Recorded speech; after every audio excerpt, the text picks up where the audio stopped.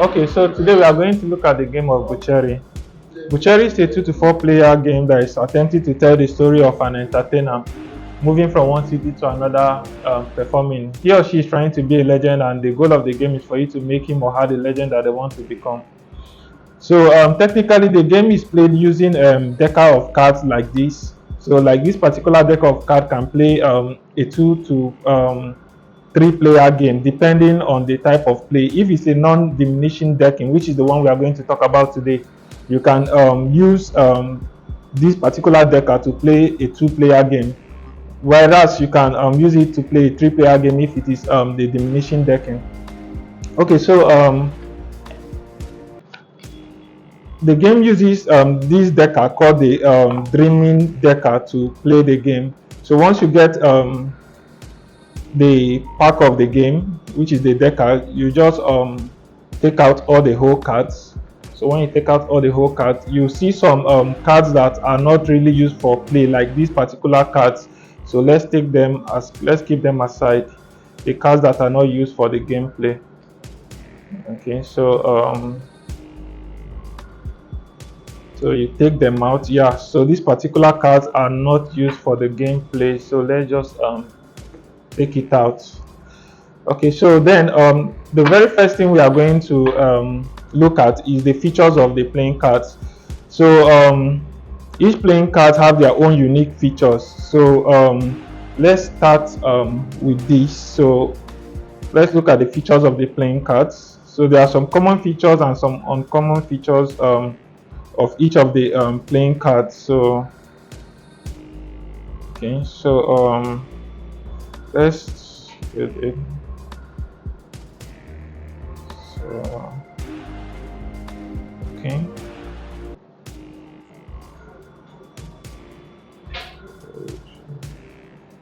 okay, so I think let's just drop this here.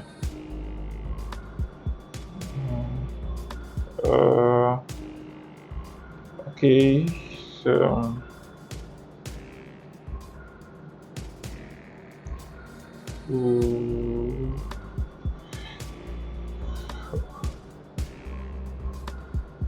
okay, let's start by looking at the ones we have dropped so far. So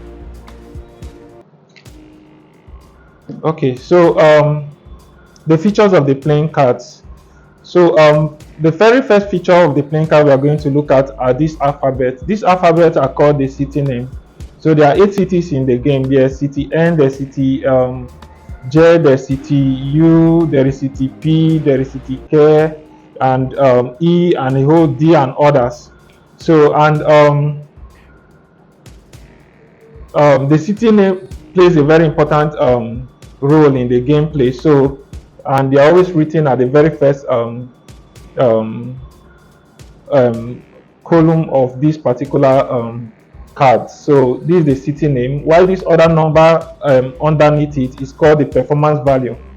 So then there's this, for instance, this is performance value 4, this is performance value 1, this one is performance value 2. Okay, right here. So here is performance value 9.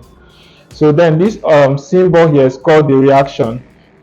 So there are 4 reactions in the game. For instance, this particular reaction is love, and the 4 reactions in the game is love, boo, run, and cheer. So yeah, so we can see this particular card is cheer. So let's just drop it there.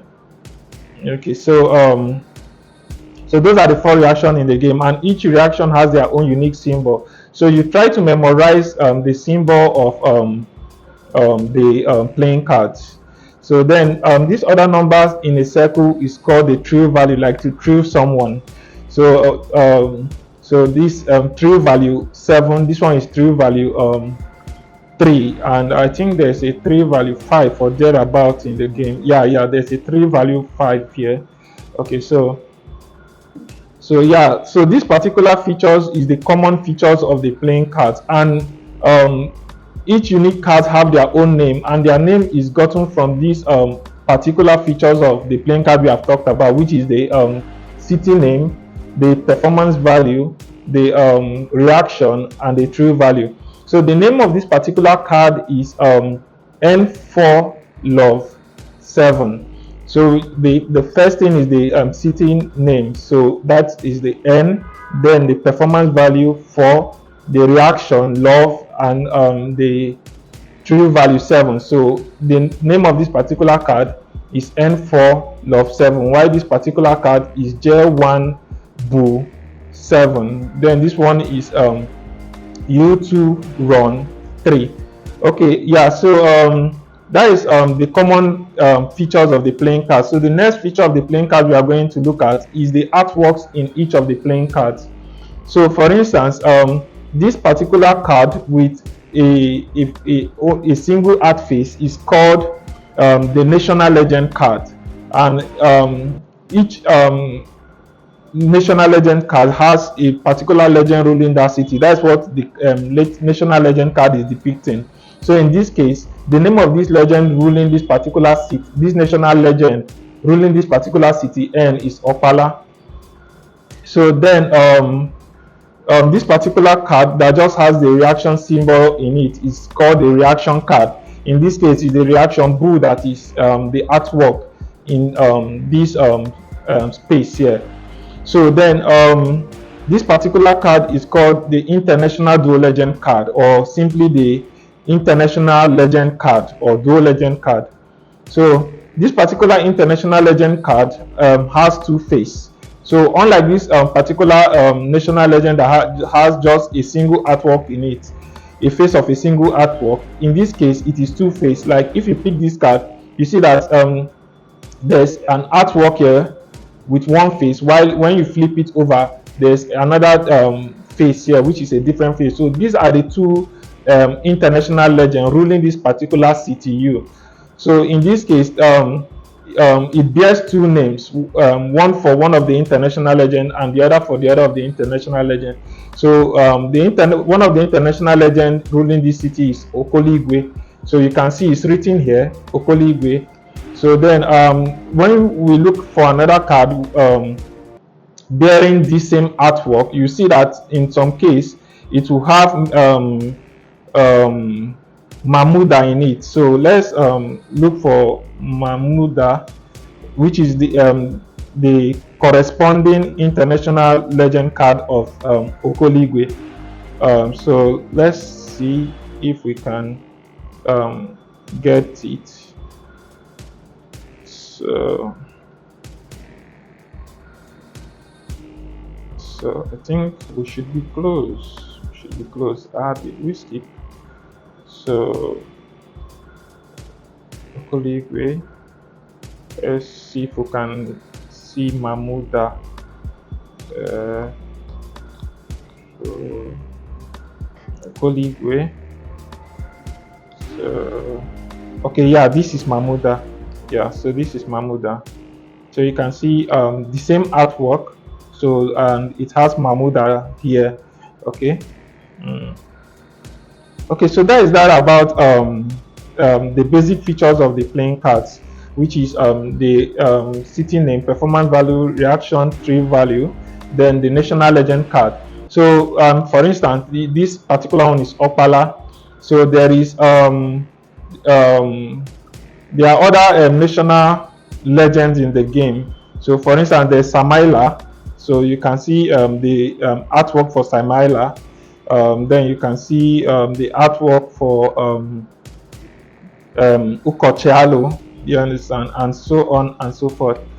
Okay, so so that is that about the features of the playing card. So the next thing we are going to look at is the starting arrangement of the game. So we'll have to bring these together.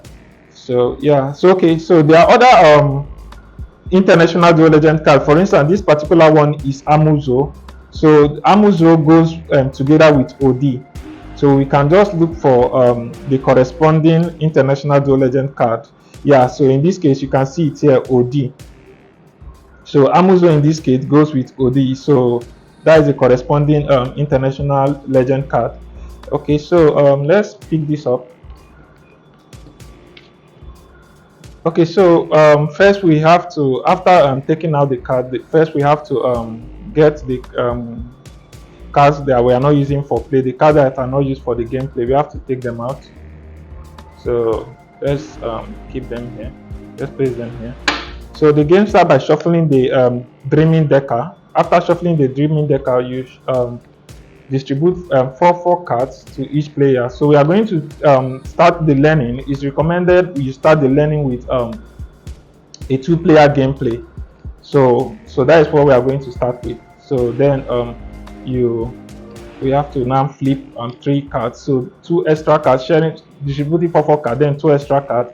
Then you open 3 cards and you keep the rest. So in the game of Boocheerie, where cards are at a point in time, there's a unique name given to them. So for instance, these 3 cards with their front facing up are called the show decks, and each of these show decks have their own unique name. So for instance, this one is called for instance, this particular one is called the Believer Show Deck. This one is called the Creator Show Deck, and this one is called the Dreamer Show Deck. So that is the. So when you get the rule book, when you come here, you see how the starting deck is. So you see the Believer Show Deck here, the Creator Show Deck, and the Dreamer Show Deck. So here is the features of the playing cards. So, and you see the other features of the cards here. So technically the rulebook contains a lot. So but now so these are the show decks. Why these other remaining decks of cards here is called the stage deck. So the 4 cards shared to each player is called the city deck. So the city deck is where the major gameplay happens. So it happens between the city deck and the show deck. So the city deck is where a player plays from. So mainly, so and why this other 2 extra deck is called the home deck. So the home deck is always kept with the front of the card facing downwards. Okay, so this other player, which is the starting second player in this case, has his own city deck and home deck. So then the city deck. So since I'm the starting first player, I'm the one that shuffled and distributed the game, I'll have to start the game. So to start the game, I have to place either a bull card here or a chair card before the next player plays. So I'll now look for either a bull card or a chair card. A bull card is simply a card with a bull reaction, while a chair card is a card with a chair reaction on it.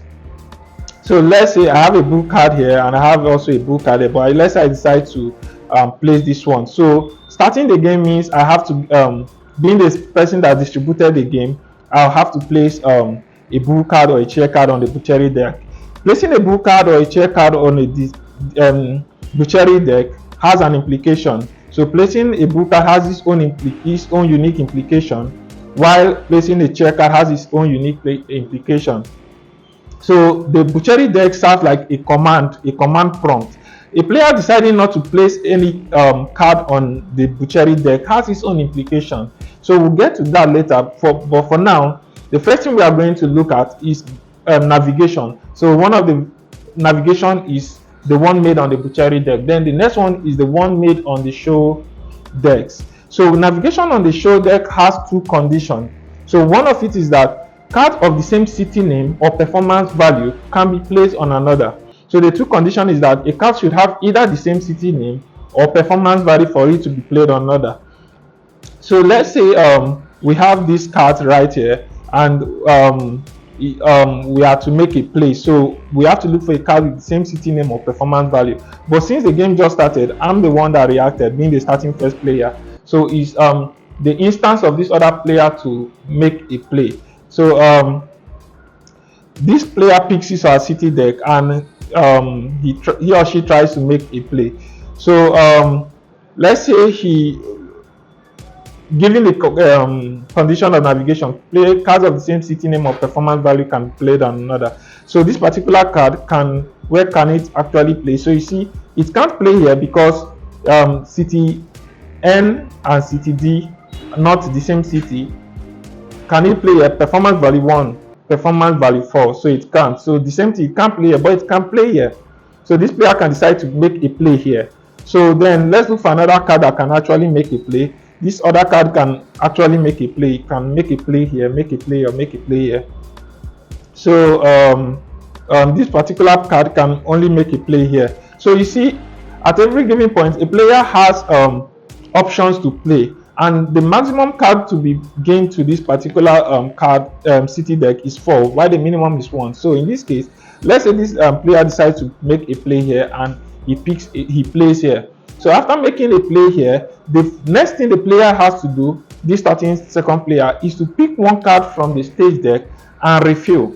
So the moment the player picks one card from the stage deck and refill, he or she can proceed by placing either a bull card or a chair card on his or her own Boocherie deck, given to in a way of giving a command to the next player to make a play.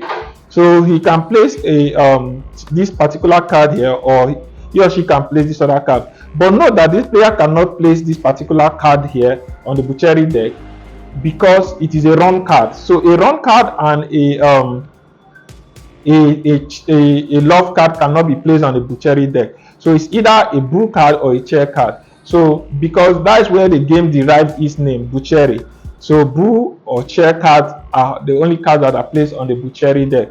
So in this case, let's just say this player decides to react with this particular card, this chair card, and the moment this player reacts, he has given this mid, being this starting first player, the command to play. So I have to pick up the card on my Boocherie deck and put back to my city deck.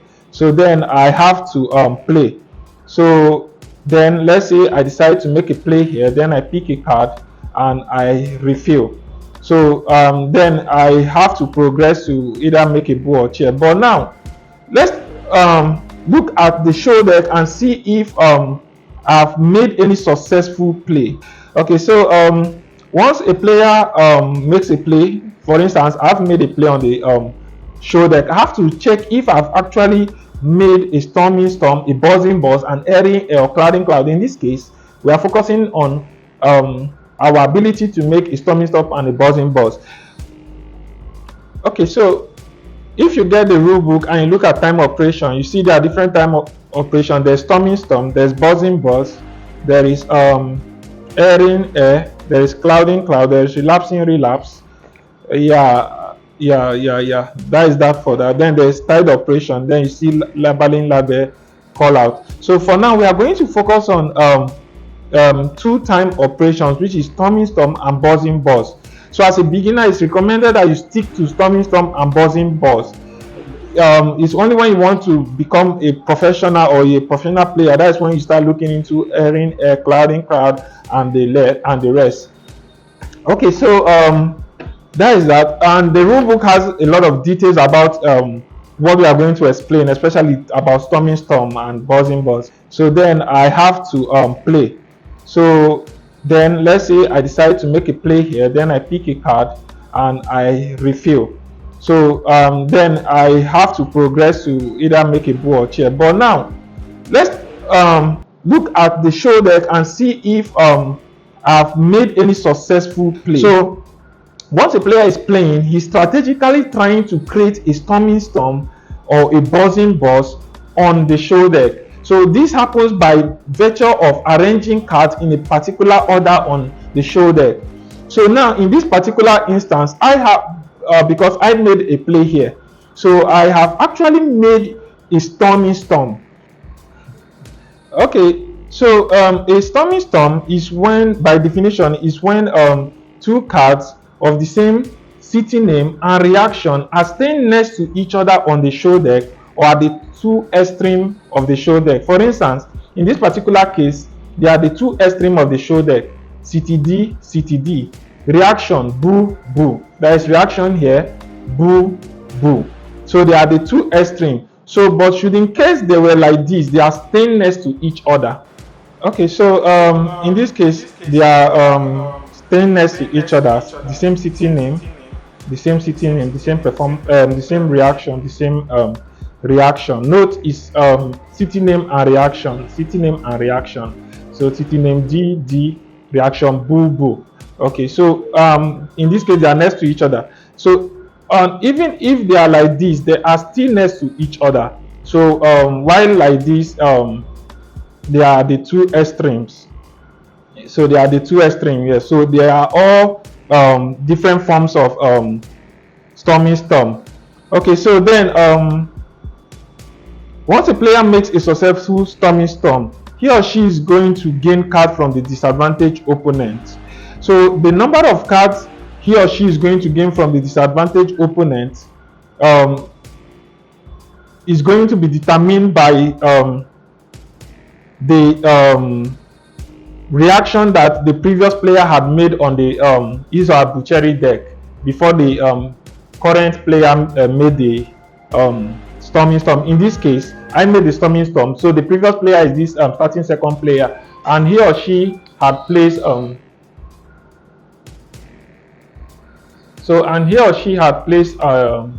a chair card here. So by placing a chair card, the this starting second player is saying that should in case any player or the next player makes a storming storm or a buzzing buzz, or in this case a storming storm, that he or she should collect a chair card means collect two cards from the disadvantaged opponent. So while if it was a bull card that was here, he's saying collect three cards from the disadvantaged opponent. Whereas if the player had not placed any card on the Boocherie deck, he or she is saying don't collect any card from the disadvantaged opponent. Instead, that disadvantaged opponent should exit the game and provide an exit compensated grip. We'll talk about an exit compensated grip much later. For now, just understand that this chair card here is saying collect two cards from the disadvantaged opponent. So that is the number of cards that I'm going to get for being the advantage opponent and for making a storming storm. So a chair card is saying I will gain two cards from the disadvantaged opponent. This card I'm gaining is called compensated grip, or simply grip cards. So this grip card is that this disadvantaged opponent is going to give me this grip card. So from his or her city deck. So now he picks two cards from the city deck and give me. But these two cards this person is going to give me as compensation has to have the same blood value as the two cards that made the storming storm. Now what is blood value? Whenever we sum two thruo values together, it gives us blood value. In this case, this plus this is 5 plus 5 is 10. So that means this player is going to look for two cards here in his or her city there, so that when you sum the true value is going to give us 10. So for instance, he picks up this and he tries to, so this plus this is not giving us 10. We can see it is only 3 plus 7 that will give us 10. So he or she can decide to give us two cards. So let's just say he or she picks any cards of choice and use for compensation. So if let's say he just picks two cards and he gives to me for compensation. Okay, let's keep this his reaction here. So let's just assume he or she just goes with this. So let's just assume. So I keep it here. So this is the grip deck.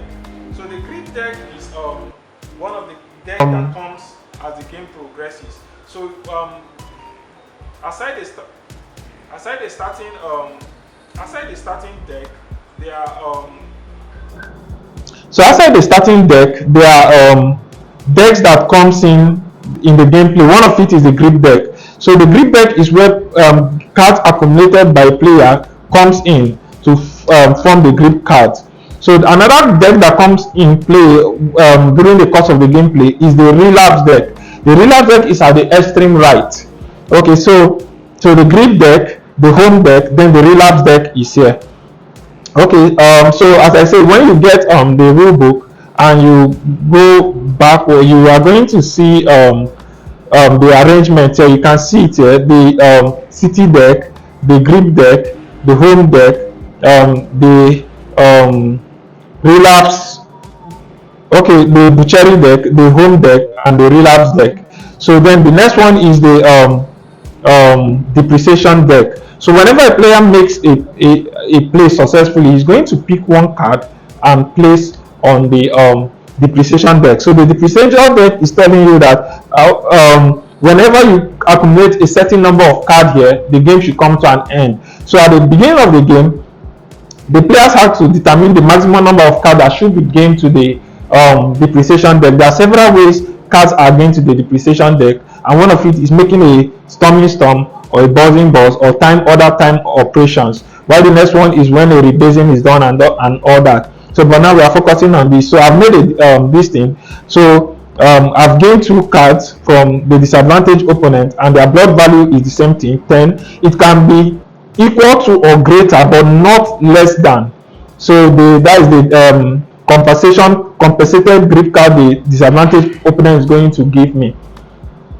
So but now this is a case of a 2-player game. So but what if it wasn't a 2-player game? How are we going to know who is the disadvantaged opponent?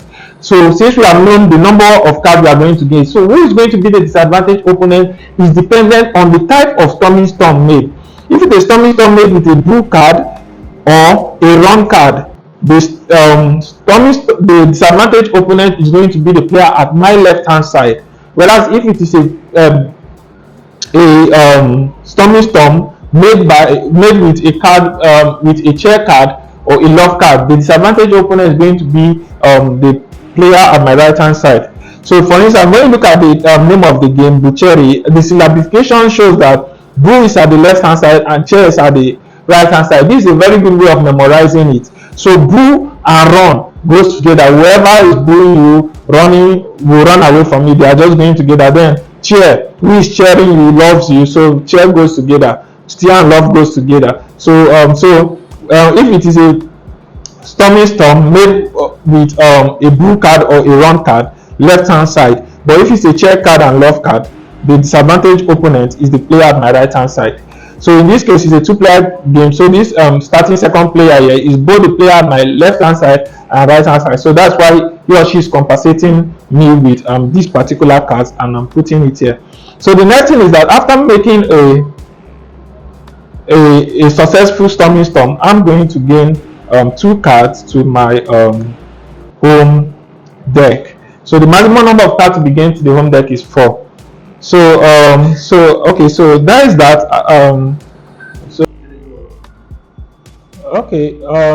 So since we have known who the disadvantaged opponent is going to be after a storming storm has been made or a storm player has been made, the next thing we are going to look at is the number of cards that the disadvantaged opponent is going to give the advantage opponent. So the number of cards that the disadvantaged opponent is going to give to the disadvantaged opponent is going to give to the advantage opponent is determined by the card that the previous player had placed on his or her Boocheerie deck. So in this case, the previous player, who is the starting second player, had placed a chair card. So placing a chair card is saying that the command he's giving is that should in case a storming storm is made, collect 2 cards from the disadvantaged opponent.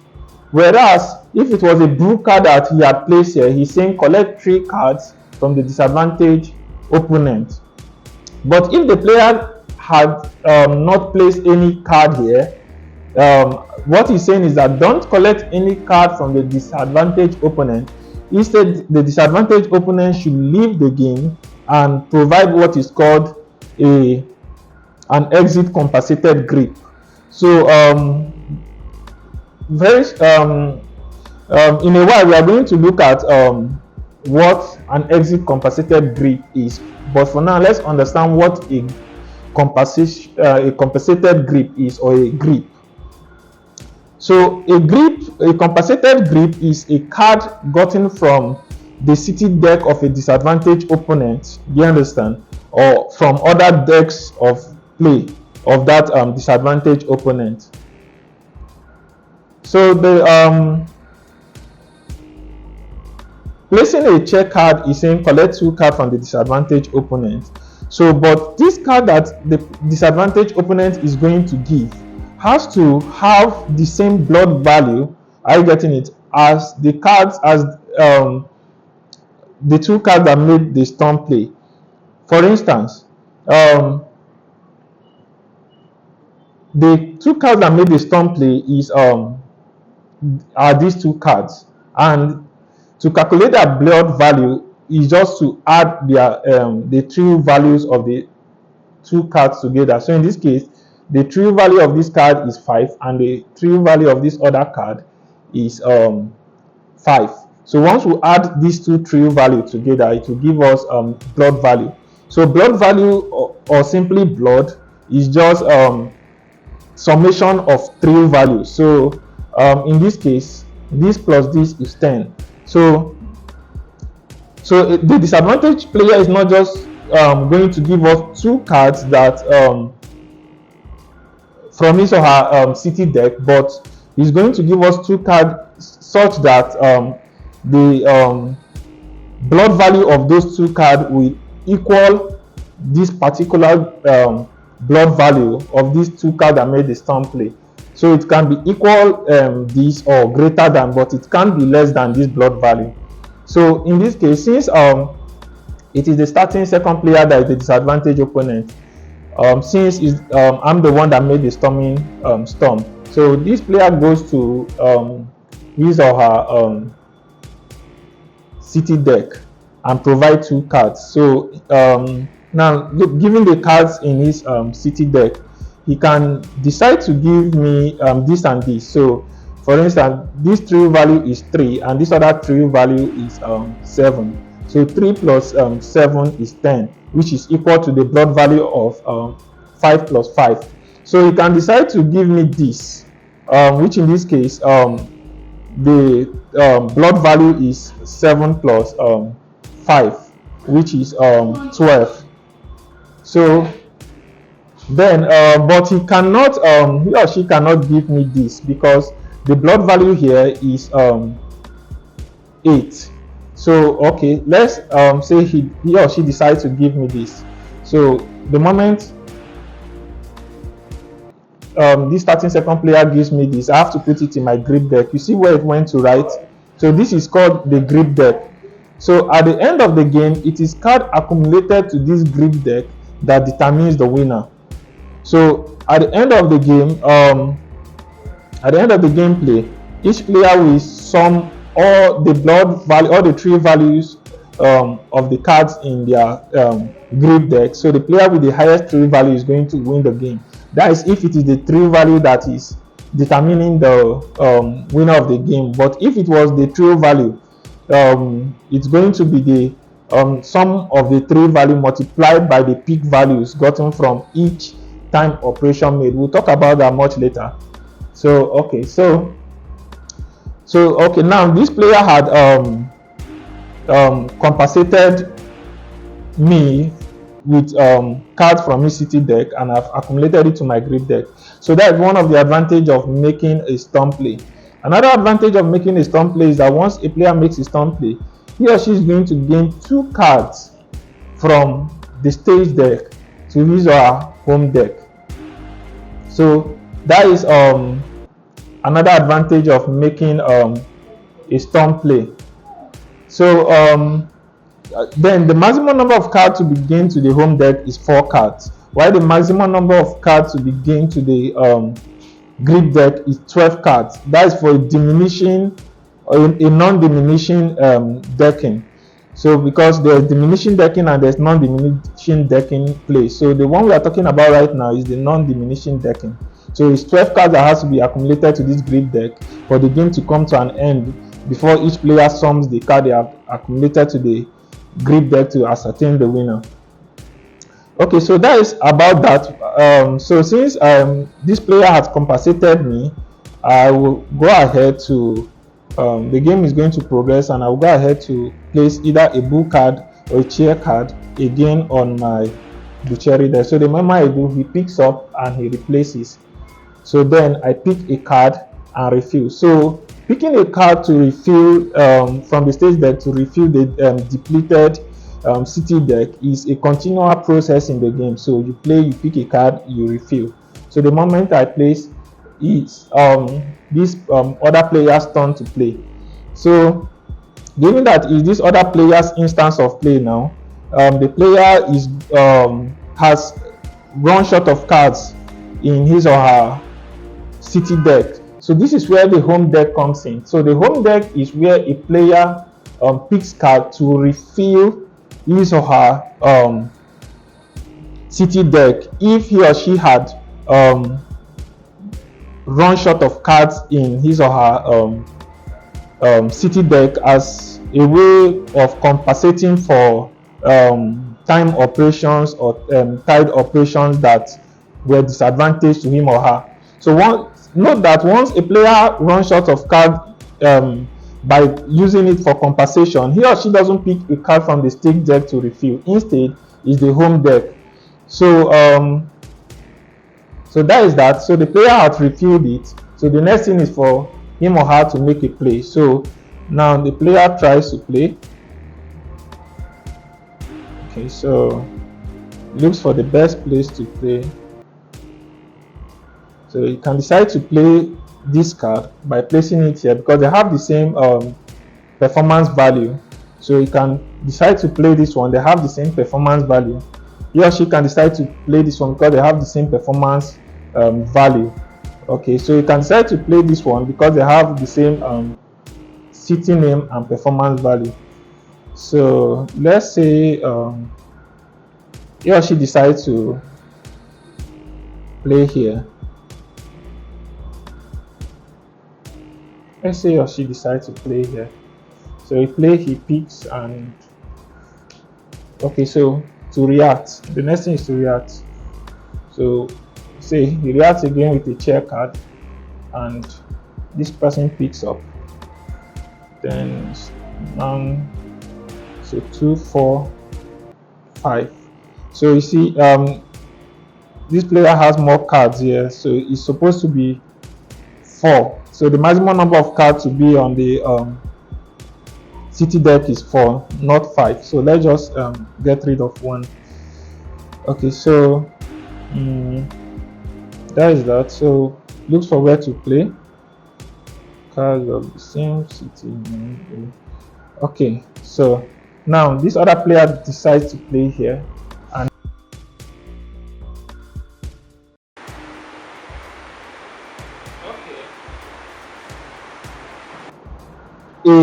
a buzzing buzz by definition is when a storming storm had taken place, but the remaining show deck comprises of a card that has the same reaction but a different city name. Then the performance value has to be okay. So in the it didn't really happen here. So because the performance value here is 9. So, but by definition, it should be the same reaction, different city name, and a performance value that is either 2 times greater than or 2 times lesser than or exactly equal to the performance value of the 2 cards that have made the storm play. So there's another thing about the storm play I've made before that we didn't take into account, is that once a storm play or any time operation has been made, 1 card is to be gained from the stage deck to the depreciation deck. So this is another deck that comes in handy in the gameplay. It's called the depreciation deck. So the depreciation deck is a deck that is defined beforehand that helps to bring the game to an abrupt end. So for instance, before the game starts, the players can decide that the maximum number of cards to be gained to the depreciation deck is, let's say, 4 cards. So the moment 4 cards have been accumulated to the depreciation deck, the game will come to an end. So once the game comes to an end, each player is going to sum the cards in their group deck to ascertain the winner, or they may decide that if the game comes to an end using the depreciation deck, the game had ended as a draw. So, but typically they can say that they have to sum their group deck to determine the winner. Okay, so this particular card here in the group deck is as a result of the first storming storm I had made. Okay, so then I played. So this other player picks, and he or she tries to play. So A. Okay, let's say this player plays here and he picks a card. Let's say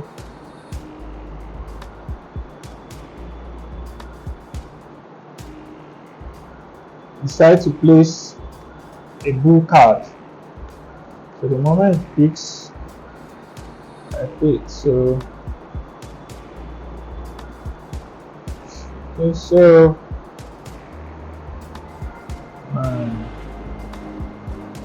where can this player play? So you decide to play here, pick a card and place a chair card. Okay, so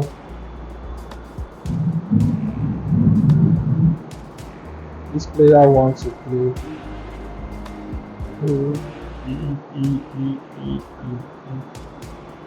Okay, let's say the player plays here. He picks a card, he drops blue card. Okay, so you see the game can go on and on until the next storming storm or buzzing buzz or other time operation happens. Okay, so let's say this player decides to play and he picks a card and replaces. Okay, so then it's my own turn to play. Okay, so so you see, so okay, he or she hasn't reacted, so let's give him or her the grace of reacting. So let's say in this case the person reacted with a bull card. Okay, so then it's my own turn to play. So I decide to play here. So because the same city name, so picks a card. So then let's say I decide to react. So the moment I decide to react, so in this case I've made another storming storm. So the precision deck is going to gain one card.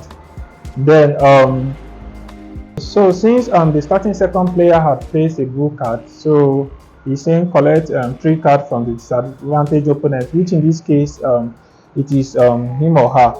So now to do this, we also check the blood value. In this case the blood value is 6, that is this plus this, which is 6. So and it's 3 cards. So so this plus this gives us 6. So normally not minding that 2 cards will give us the same blood value, but the command is collect 3 cards. So once it is a bull card, it is a must that the player has to give 3 cards. So if it is a chair reaction on the Boocheerie deck, it means it's 2 cards. So in this case it's 3 cards. So let's assume that the player decides to give me these 3 cards. So I have to put it here. So then additionally I am to gain 2 cards to my home deck, but because my home deck is filled, it's already 4 cards, which is the maximum here, I won't accumulate another card to my home deck. So then this player is now to give me a command. Okay, yeah, I've given the person a command to play, so it's his or her turn to play. So the rule is that a player can have up to 1 card, but it can't be less than 1 card in his or her city deck. So the player can play. In this case, the player can play here. Do you understand?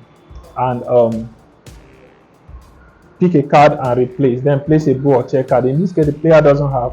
So then I pick. He gives a go ahead for me to play. Okay, so let me look for where to play. I can decide to play this here. I can decide to play a lot of things. So let me decide to play this here. So then I pick a card, then I replace. So this is how the game goes, on and on and on and on. So you see there's no bull card or check card here. So so I wouldn't have to, because you can't react with a love card or a wrong card on the Boocheerie deck. It's only a bull card or a check card. So I give the person this player I go ahead to play. So he or she looks for where to play and they can't play. So in the game, in the game of Boocheerie, once a player doesn't have anything to play, he or she doesn't just pick a card from the stage deck and refill. Instead, he or she is going to lose cards. So the rule is that they are going to debase 2 cards from their city deck underneath the show decks. So the act of placing these cards underneath these show decks is called debasing. So actually the player is supposed to debase 2 cards, but because he or she only had 1 card, he or she will debase that 1 card. And once the person debases that 1 card, now this player doesn't have anything to on his show deck, so on his city deck, so the game comes to an end. So because there's no card in his or her home deck to refill it. Okay, so the rule is that in debasing is that once a player debases a card, are you getting it? This other opponent is going to gain 2 cards or 1 card to his or her home deck. So in this case, my home deck is filled, so I can't gain card here. So yeah, so that is that. So you always have to reference the rule book. So the rule book has a lot of details about that. So since this player has exited the game by not having any card in his or her city deck, we are going to compare the cards we have both accumulated to our grid deck. In this case, this player hasn't accumulated any card to his or her grid deck. So the player has lost, while me have accumulated a lot of cards to my grid deck. Then I'll start summing up their blood value. So in this case, the blood values in my home deck, grid deck is this plus this is 10, this plus this plus this is 9, so 19. So in this case, I have a total true value of 19. So if it's the true value that is determining the winner, so in this case, I've won the game. So, but if it was the thruo value, I will do 19 plus the accumulated peak value I've gotten. So the peak value attributed to Storming Storm is plus 8. So, and I made Storming Storm 2 times, which means I have plus 8 plus 8, which is plus 16.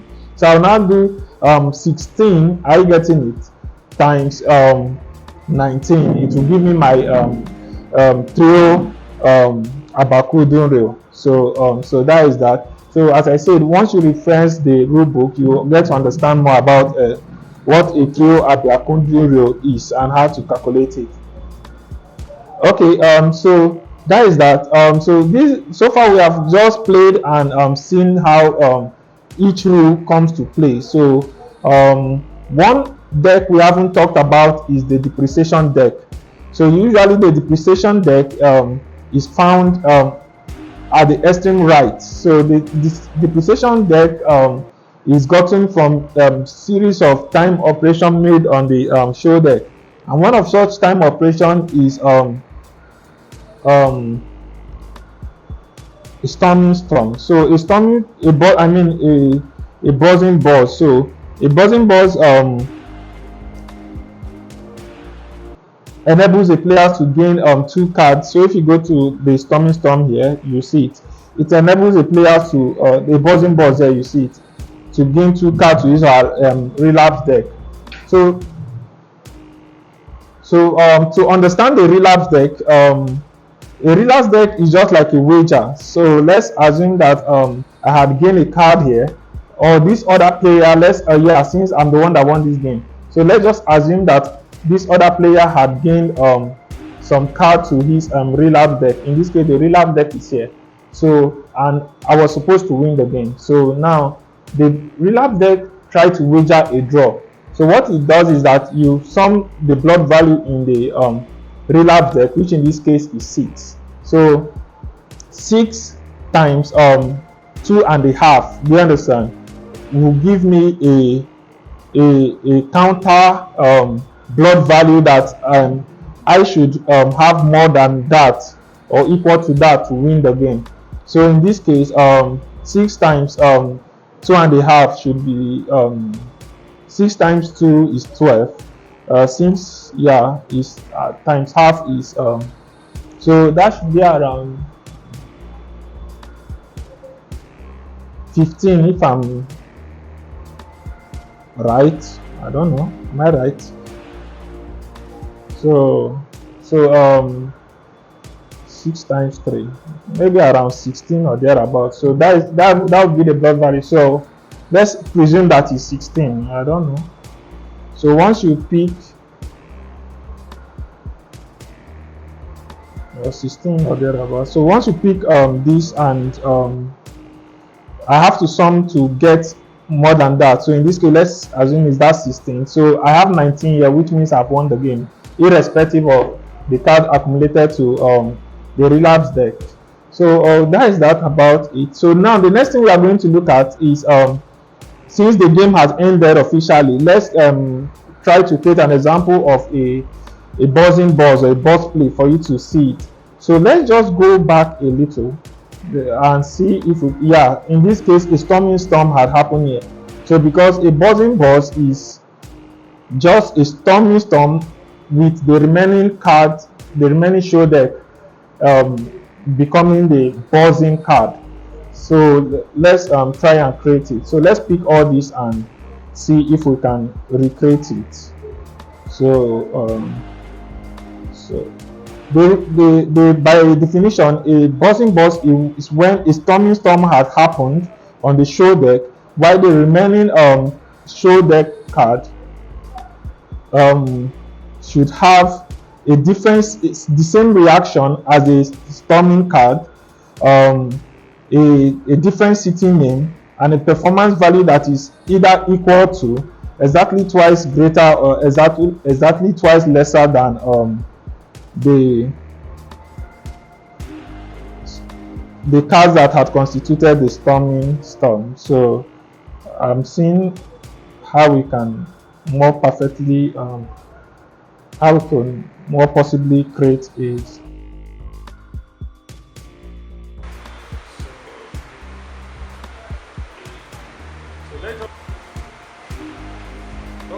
this is a typical example of a boss play.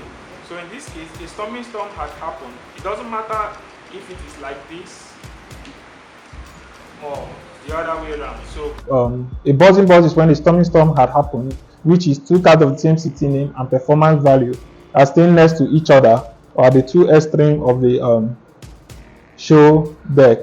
So while the remaining show deck has a card that is that should have the same reaction as the storming card, then a different city name, then a performance value that is exactly equal to, do you understand, or exactly twice greater or exactly twice lesser than either of the cards that have constituted the storming storm. In this case, the performance value of this buzzing card is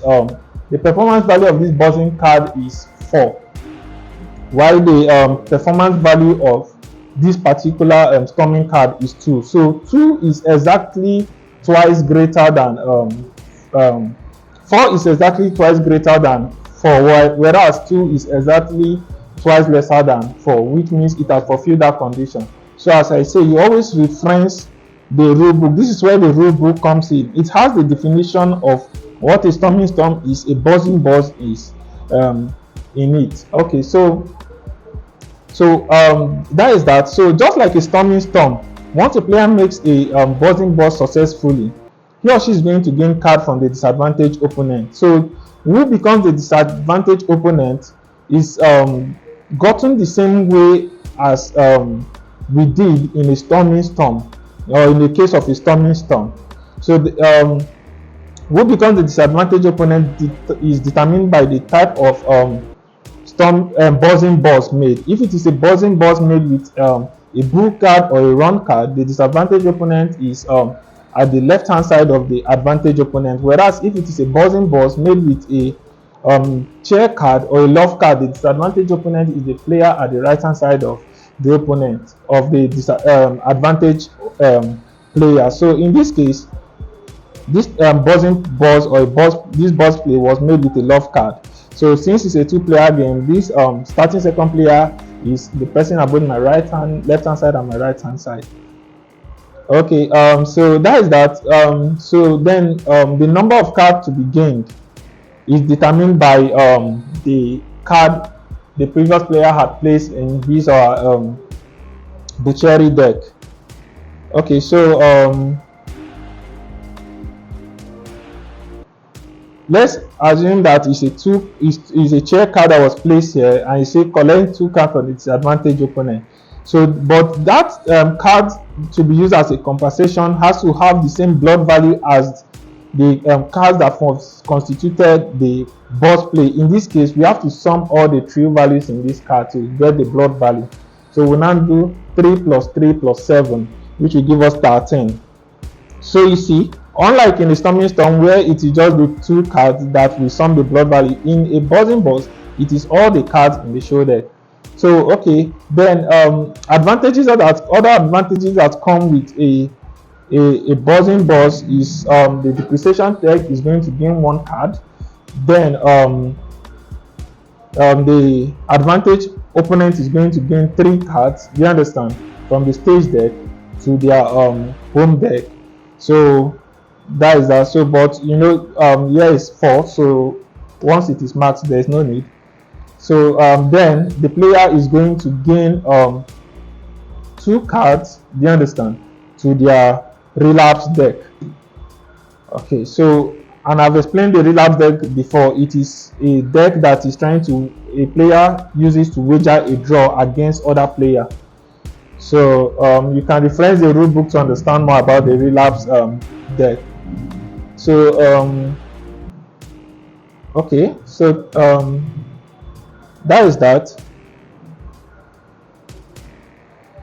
Yeah, so that is that about a buzzing boss.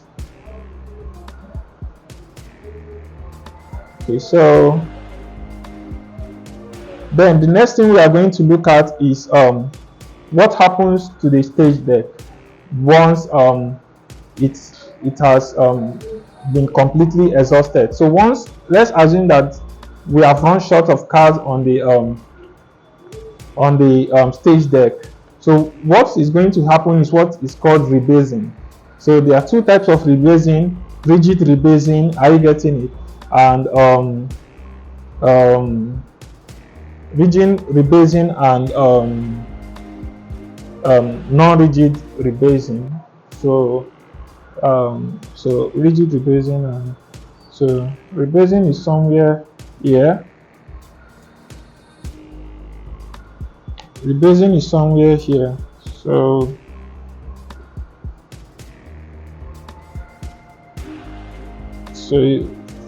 you have to reference rebasing to understand. Yeah, rebasing. So yeah, there's rigid rebasing and there is collapse rebasing. So but for now we are going to stick with rigid rebasing. So rigid rebasing happens like this. So the card at the topmost of the prevailing show decks has to be kept alone while we sum all these ones together, shuffle them, and use it to create a new a new stage deck. So what just happened is rigid rebasing. It is called a rigid rebasing because the number of show decks remain the same, remain 3. A collapse rebasing happens in such a way that they at a time have to, instead of 3 show decks, it has to be 2. At some other point it has to be 1. Then at some other point it has to be 2 again, and at the last stage it has to be 3 again. So but is meant for a professional who had understood what is required of a beginner. So for a beginner you stick to rigid rebasing, where once you create a new stage deck, the number of cards on the show deck, the number of show decks remain the same. So that is that about rebasing. And I think for now we'll stop here. So in some other videos we are going to look at other time operations like airing air, clouding cloud, relapsing relapse, and all that. So but as a beginner, it is recommended that you stick to storming storm and buzzing boss. So yeah, so that is that. So so I think we are done for now. Yeah, so any other detail you need, it has to be from the rule book, because the rule book is the penultimate. It has all the information you need.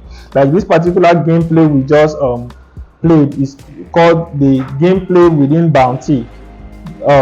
So and is the dreamer's nightmare. So that is what this particular rule book is talking about, the dreamer's nightmare. There are other gameplay, so but for now we'll stick with that. So that is that. Let's do a little recap for you to see how the game flows. So here's to start playing. You have to calm down and understand how the game flows. So the game starts by shuffling the deck, distributing 4 cards to each player, then share 2 extra cards, then you place 3 cards here to form the show deck, then you keep. Then this other person, they will shuffle the game, is the first person to react. So you react by placing a bull or chair card, then you pick, then this other player plays. So typically that is how the game is played. You just keep playing and you just keep playing. So I think with that you are good to go. So this player cannot react, so it gives this other person a permission to play. So this other and react. Okay, so it gives this other person a permission to play. So okay, usually, so we have to return this because it can't be more than 4. So when you pick this up, then this other person can play. Decide to play here. Okay, so that is that. Okay, so there are some important omissions that we made before we round up. Let's talk about it. So let's try placing some cards here again. So let's try placing some cards to demonstrate what we were talking about the other time. Okay, so I think we may have to just recreate 1, 2, 3, 4 again. Then we'll keep 1, 2. Then we'll keep 1, 2. So this one is the city deck, the home deck, the depreciation deck. So I think let's give this one to the let's just give this to the grip deck of the starting first player. Then let's do the same thing. 1, 2, 3, 4. Let's give to the city deck of the starting second player. 1, 2 for home deck. Let's say we'll give let's add to the home deck here. Then let's say we give 4 cards to the grip deck. Okay. Yes. So then let's say we keep 1 card to the depreciation to the relapse deck. So this one is the relapse deck of the starting first player. Okay. So one of the mission we made was that once debasing rebasing is done. Okay. So one of the omission we made was that once rebasing is done, for every rebasing that is done, a card has to be picked from the stage deck to be placed on the depreciation deck. So that is one of the omissions we made. So the next thing to note is the reaction on the Boocherie deck. So on the Boocherie deck, placing a bull card or a chair card, you understand, as we said earlier, has an implication. But once a player decides not to place either a bull card or a chair card on the depreciation Boocherie deck, there's also an implication for that. And let's talk about that implication. So if a player fails to place a bull card or a chair card before the next player makes a storm play or a boss play on the show deck, what he's commanding is that the advantage opponent should not collect any card from the disadvantaged opponent. Instead, the disadvantaged opponent should exit the game and provide what is called an exit compensated grip. So unlike in the in-game compensated grip, where you just sum the blood values of the two cards that you sum the three values of the two cards that form the storm play to arrive at their blood value. So, but for exit compensated grip, you are not to provide this exact blood value. Instead, you have to provide 2 times this blood value you should have provided in game once you had exited the game. So an exit of the game doesn't necessarily mean that the player had lost the game. So instead, once a player exits the game, at the end of the game, all players will compare the cards accumulated to their grip deck. Okay, so in this case, let's assume that it was me that made this turn play, the starting first player that made this turn play, and let's say the previous player had placed a card on his let's look, maybe, okay, the player didn't place any card on his Boocheerie deck. So in that case, this player is going to exit the game and provide 2 times this blood value. So instead of providing 3 plus 3, which is 6, the player is going to provide 12. So either it is 12 or greater than 12, but it can't be below 12. The blood value can't be below 12. So the player will now move to his city deck and get the card. So for instance, this plus this gives us 13. So it provides this, and I put it in my grip deck. So, but remember that he had exited the game. So now we compare the card we had accumulated to our grip deck. So that is that. So far we have talked about the accumulating card to the depreciation deck once rebasing has been made. Rebasing, as we said earlier, is when the stage deck is exhausted and a new stage deck has to be created from cards underneath the prevailing show decks. So okay, so that is that about that. So then we should also note that once a player exits the game in a 3 or 4 player or more player game, once a player out of the 3 player or 4 player or 5 player or 6 player or 8 player exit the game doesn't come to an end. Instead, such player would have to exit the game, and once the player exits the game, his or her cards in the city deck has to be debased. Do you understand? So the person will debase the card in his city deck. The player will also debase the card in his or her home deck. Do you understand? Leaving only the relapse deck and the grip deck. So this grip deck is what is going to enable him or her possibly win the game at the end of the gameplay, when the game has come to an end, where maybe every other player had exited the game or stuff like that. Okay, so okay, that is that. So, and I think with that we are good to go. So thanks for watching the video. So, but always, as I always say, reference the rule book, because the rule book has a lot of details we are not talking about yet. So because for a beginner, I think this knowledge is sufficient for you to get going. Okay, so thanks. Yeah.